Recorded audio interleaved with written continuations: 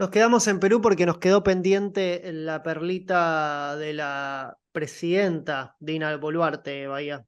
Teníamos una perlita. Ustedes el programa pasado me acusaron de robar frases de Charly García, pero yo la verdad nunca me adjudiqué la propiedad de las mismas. Resulta que denunciaron a Dina Boluarte, la actual presidenta de Perú, plagió un libro que incluyó en su currículum.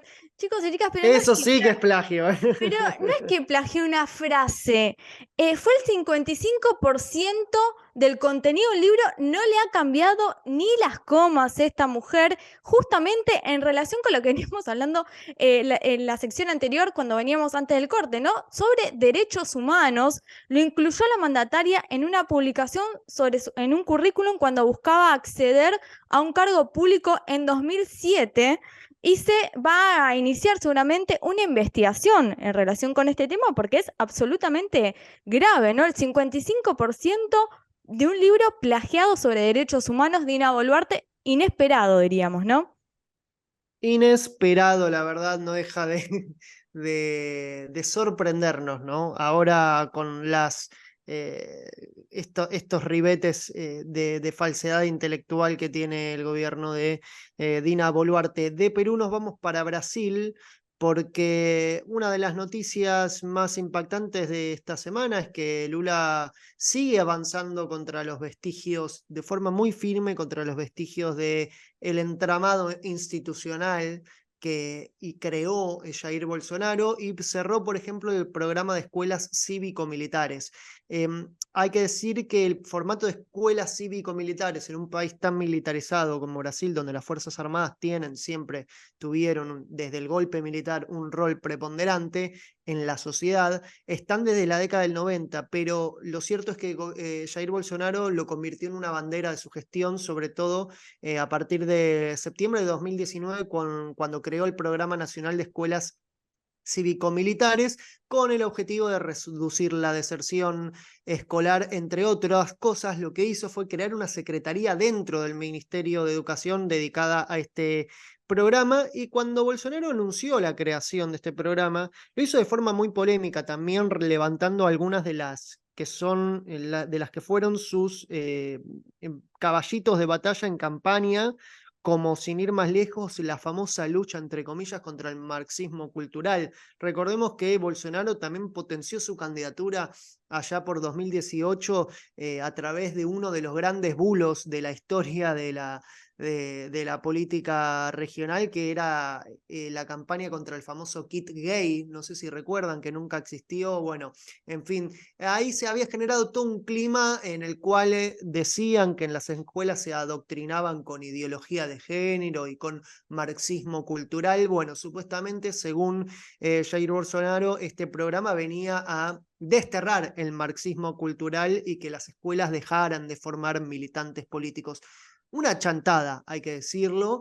Jair Bolsonaro está teniendo muchos problemas con la justicia porque ahora un senador también podemos decir, de mucho más cercano a él ideológicamente que a Lula da Silva, estamos hablando de Doval, denunció que Jair Bolsonaro le había sugerido que pidiera una reunión con el magistrado Alexandre de Moraes, que le grabara la conversación con el fin de inducirlo a aceptar alguna supuesta irregularidad para favorecer a Lula en las elecciones. Bueno, ahora resulta que de Moraes pidió que se investigue este hecho, y obviamente Jair Bolsonaro está negando todo. Hay que decir en este sentido también que Lula estaba avanzando bastante en absorber de alguna forma y de romper un poco la derecha, ¿no? El bloque del Partido Liberal, que de hecho muchos diputados le votaron la reforma tributaria, muchos diputados de derecha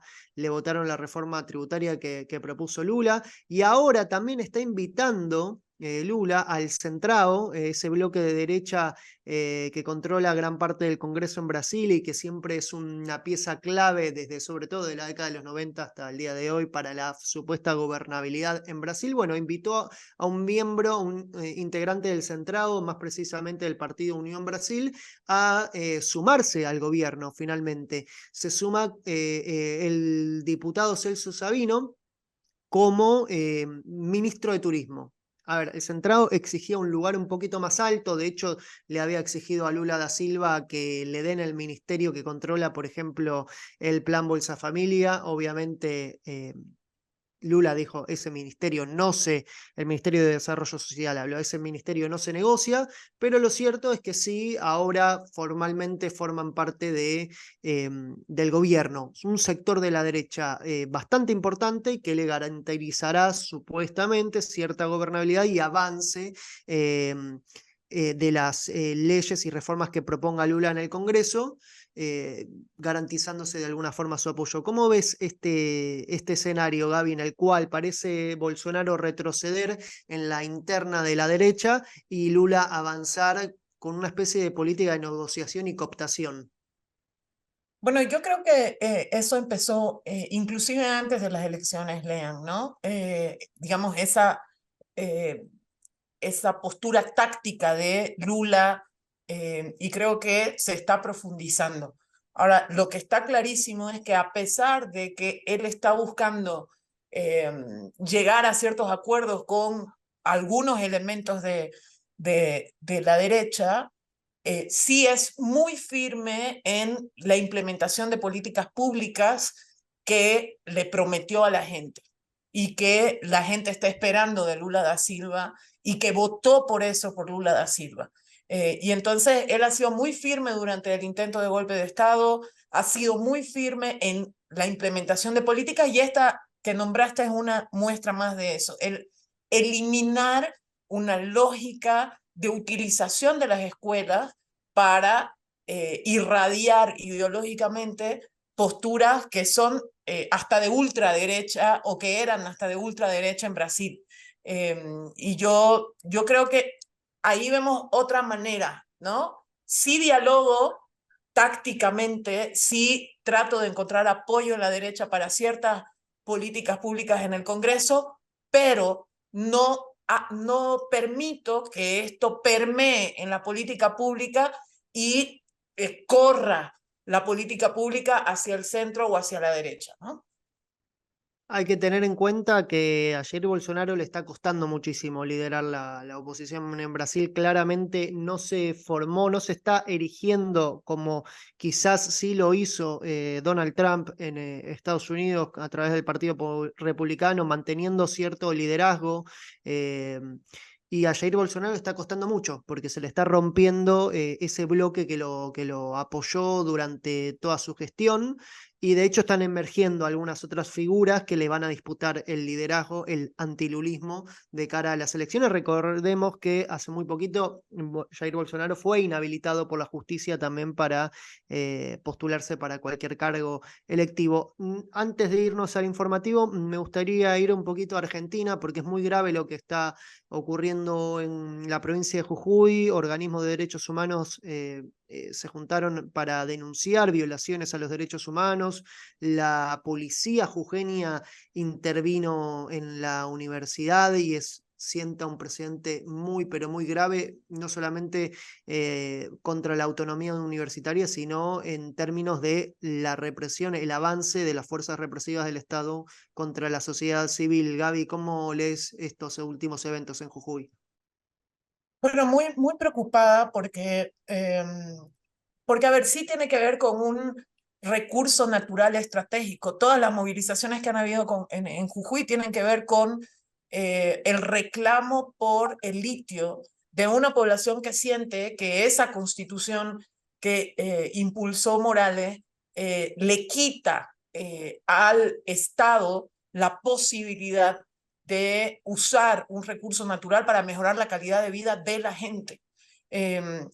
Pero me preocupa muchísimo lo de la intervención en la universidad, Lean, porque recordarán ustedes que en el Perú, hace unos meses atrás, se dio una intervención también a una universidad pública y yo estoy empezando a ver eh, acciones tácticas de la derecha muy similares en Jujuy y en Perú.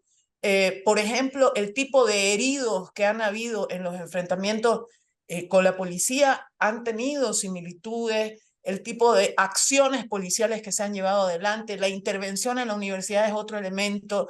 Y entonces uno empieza a tejer y a ver esas similitudes y me preocupa muchísimo porque además probablemente en Argentina estamos en una etapa muy electoralizada y estos otros elementos que hacen a la vida política de los pueblos no podemos dejar de verlos y quedarnos solamente en la parte electoral. Yo muchas veces digo, política no son solo elecciones, política también es lo que está pasando en Jujuy, en Argentina, en estas semanas, ¿no? Vamos a seguir muy de cerca lo que está ocurriendo y como bien vos decías, Gaby, se empiezan a ver los hilos, ¿no? Quizás de una estrategia articulada de parte de la derecha latinoamericana. Nos vamos al informativo de Radio 10, no se vayan, seguimos con la pizarra.